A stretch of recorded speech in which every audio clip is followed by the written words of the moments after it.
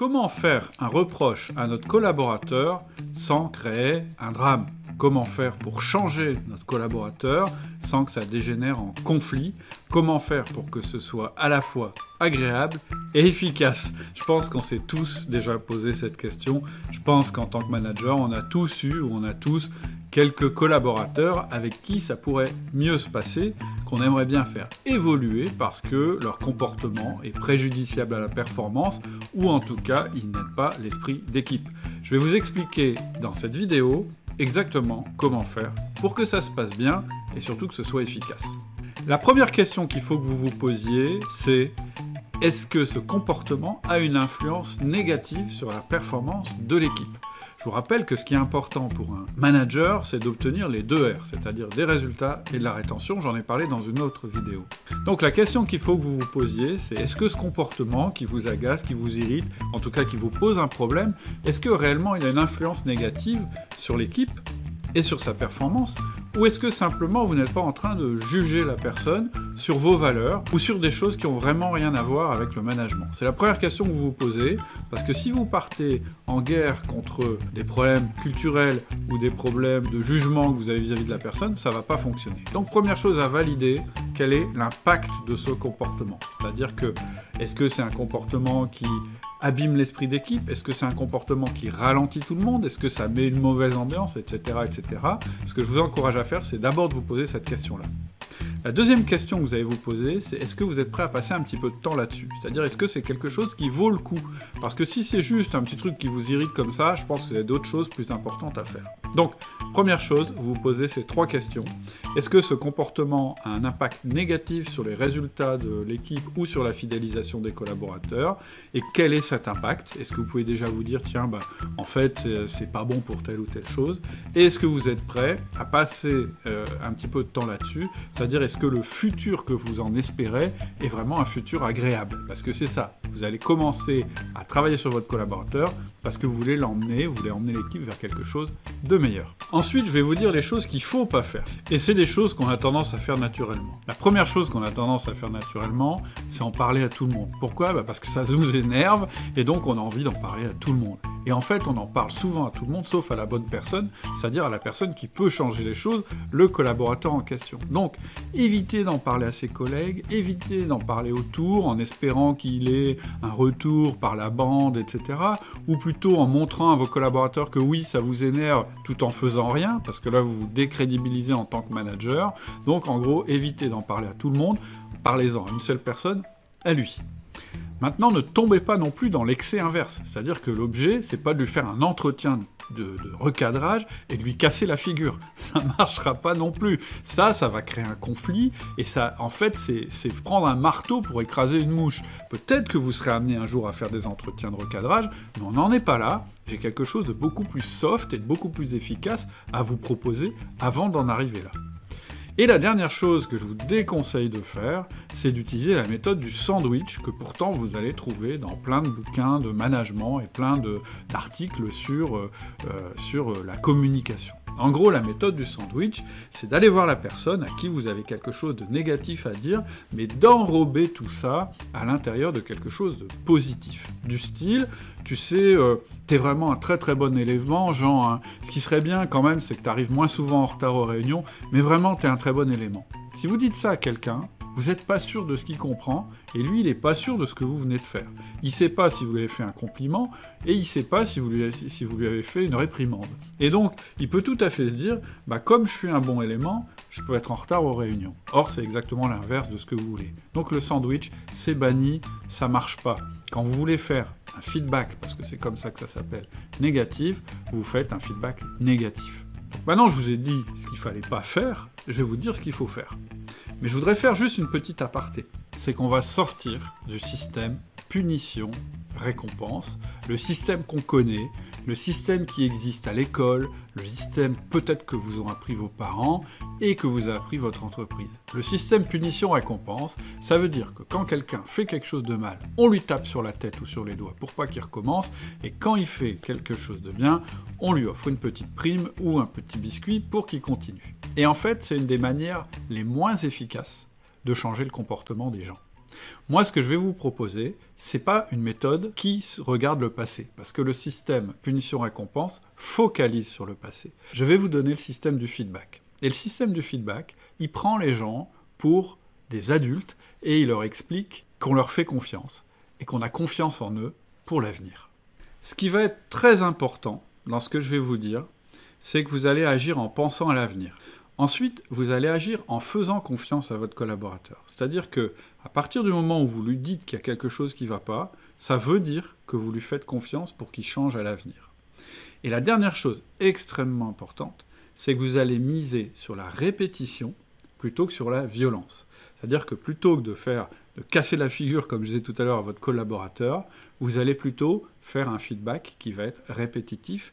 Et ça va être la clé du changement et ça va être la manière d'éviter justement le conflit. En fait, vous allez faire ce qu'on appelle un feedback d'ajustement. C'est-à-dire que le feedback d'ajustement, c'est simplement dire à votre collaborateur, quand tu fais telle action, ça a tel impact qui est négatif pour l'équipe et donc je te demande de changer. C'est aussi simple que ça. Et donc il y a 4 étapes. La première étape, c'est est-ce que je peux te parler? La deuxième étape, c'est quand tu. La troisième étape, c'est voilà ce qui se passe. Et la quatrième étape, c'est est-ce que tu peux changer? La première étape, c'est est-ce que je peux te parler? C'est-à-dire que pour que votre collaborateur soit capable de vous entendre, il faut qu'il vous écoute. Et pour qu'il puisse vous écouter, il faut que vous le préveniez que vous allez lui passer un message important. Et lui dire simplement « est-ce que je peux te parler ?» ça permet 2 choses. Ça permet de le prévenir que le message que vous allez dire est important, qu'il faut l'écouter, et ça permet aussi d'isoler votre collaborateur par rapport à son environnement. Quand vous ferez un feedback, justement si vous voulez éviter qu'il y ait un conflit ou que ça dégénère, ne faites jamais ça en public, faites toujours ça en privé. Surtout un feedback d'ajustement.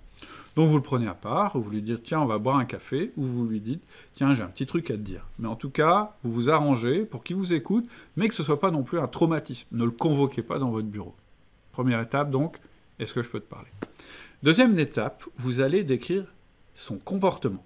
Et donc, les mots-clés, c'est « quand tu ». Parce que si vous dites « comme tu es comme ceci » ou « je voudrais te parler de ton attitude », vous n'êtes pas dans quelque chose de factuel. Quand vous dites « quand tu », vous êtes dans quelque chose de factuel.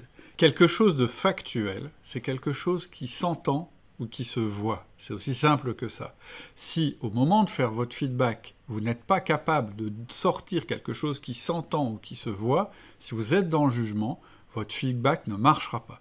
Si vous lui faites des reproches généraux, par exemple, tu es trop lent, ou tu es toujours en retard, ou bien tu es fainéant, etc., etc., ça va donner lieu à discussion. Alors que si vous lui dites, quand tu arrives à 8h30 au lieu de 8h, vous êtes dans le factuel. Donc c'est beaucoup plus difficile à contredire, première chose. Et deuxième chose, il va tout de suite comprendre de quoi vous parlez. Donc préparez-le un petit peu et posez-vous la question, dans le comportement de votre collaborateur, quelles sont les preuves visuelles et auditives qu'il a ce comportement. Un comportement, c'est quelque chose qui s'entend ou qui se dit. Si vous n'êtes pas capable de le décrire de cette manière-là, c'est que vous êtes dans le jugement. Et ça n'est pas le jugement qui vous permettra de faire un feedback efficace. La troisième partie du feedback, c'est l'impact. Et les mots-clés, c'est « voilà ce qui se passe ». C'est-à-dire que vous allez lui expliquer que quand il a tel comportement, qui est factuel, voilà quels impacts négatifs ça a sur l'équipe. Pour qu'il comprenne, qu'il fasse le lien, qu'il comprenne que ce n'est pas juste pour l'ennuyer que vous lui dites ça, c'est parce que ça a un impact négatif sur l'équipe. Et puis, dernière phase, peux-tu changer ton comportement? Et c'est tout. Alors vous allez me dire, ouais mais ton truc, d'accord, c'est très bien écrit sur le papier, mais c'est pas magique, ça va pas marcher.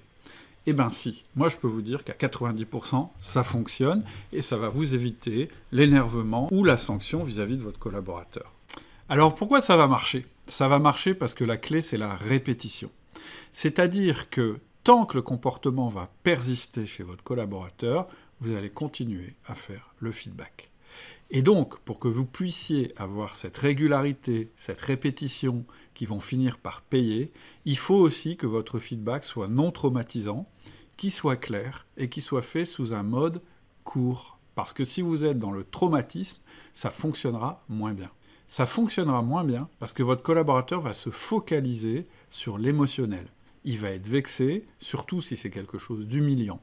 Alors que si c'est quelque chose qui le respecte, il va forcément le regarder d'un autre œil. Ce qui est important, c'est pas d'essayer de le convaincre, c'est pas d'essayer de lui dire que vous avez raison.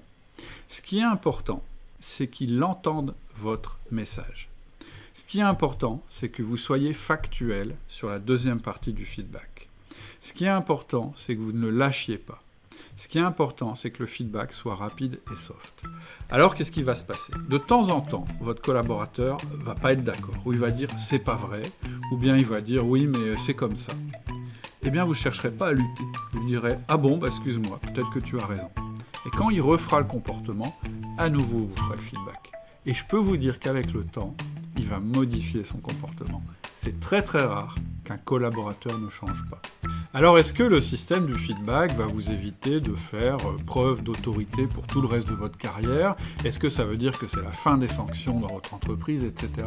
Pas du tout.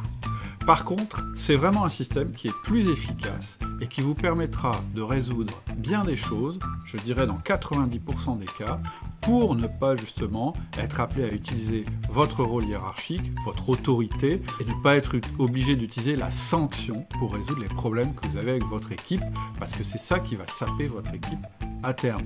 Donc c'est quelque chose qui fonctionne très très bien dans 90% des cas. Je pense que ça vaut le coup de l'essayer.